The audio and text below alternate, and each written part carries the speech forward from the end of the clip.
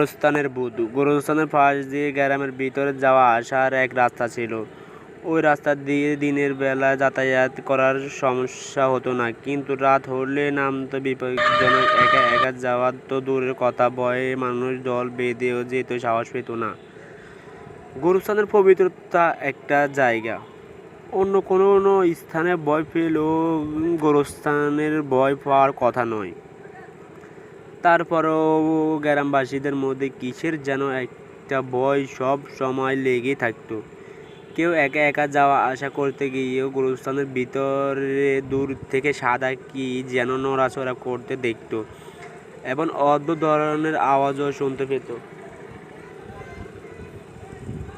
এক মুখ দুই মুখ করতে করতে সমস্ত গ্রামবাসীদের মধ্যে এক ধরনের বিতরিত সঞ্চয় হয়। আসল ঘটনা কি তা পরীক্ষা করার জন্য রাতে দল বেঁধে গোরস্থানে যেতেও সকলে ভয় পেত। তবে কোনো মানুষ মারা গেলেও তাকে মাটি দেওয়ার সময় কেউ কখনো বিপদের সম্মুখীন হয়নি।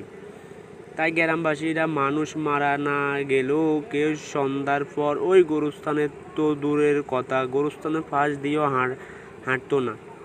হঠাৎ একদিন